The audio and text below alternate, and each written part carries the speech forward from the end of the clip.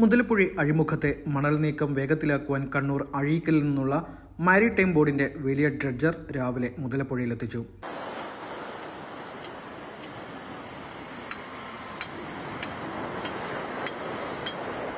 അഴീക്കലിൽ നിന്ന് തിങ്കളാഴ്ച യാത്രയച്ച ഡ്രഡ്ജർ 4 ദിവസത്തെ കടൽ യാത്രയ്ക്ക് ശേഷമാണ് മുതലപ്പുഴയിലേക്ക് എത്തിയത്. 130 മീറ്റർ നീളത്തിലടിഞ്ഞ മണൽത്തിട്ടയുടെ 115 മീറ്റർ മണ്ണ് നീക്കം ചെയ്തിട്ടുണ്ട്. 15 മീറ്റർ ഭാഗം ഇന്നത്തോടുകൂടി നീക്കം ചെയ്യും.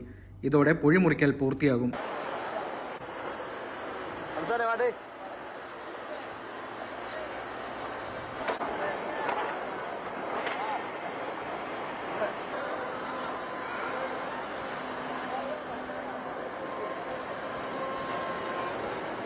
70 മീറ്റർ വീതിയിൽ അടിഞ്ഞിരിക്കുന്ന മണ്ണിൽ നിന്ന് പൊഴി തുറക്കുന്നതിന് 13 മീറ്റർ വീതിയിലും 3 മീറ്റർ ആഴത്തിലുമാണ് 4 ലോങ് ബൂം ഹിറ്റാച്ചി ഉപയോഗിച്ച് മണ്ണ് നീക്കുന്നത്.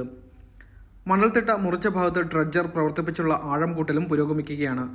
3 ദിവസം കൊണ്ട് ഇവിടെ നിന്നുള്ള മണ്ണ് പൂർണ്ണമായും നീക്കാനാകുമെന്നാണ് പ്രതീക്ഷ. പൊഴി മുറിക്കൽ പൂർത്തിയാകുന്നതോടെ കായലിൽ നിന്ന് കടലിലേക്ക് വെള്ളം ഒഴുകി തുടങ്ങും. ഒപ്പം പൊഴിയിലൂടെ മത്സ്യത്തൊഴിലാളികളുടെ വള്ളങ്ങൾ കടലിലേക്ക് ഇറക്കുവാനും സാധിക്കും. കൂടാതെ സമീപ പഞ്ചായത്തുകളിലെ വെള്ളപ്പൊക്ക ഭീഷണിക്കും ഇതോടെ പരിഹാരമാകുമെന്നാണ് പ്രതീക്ഷ.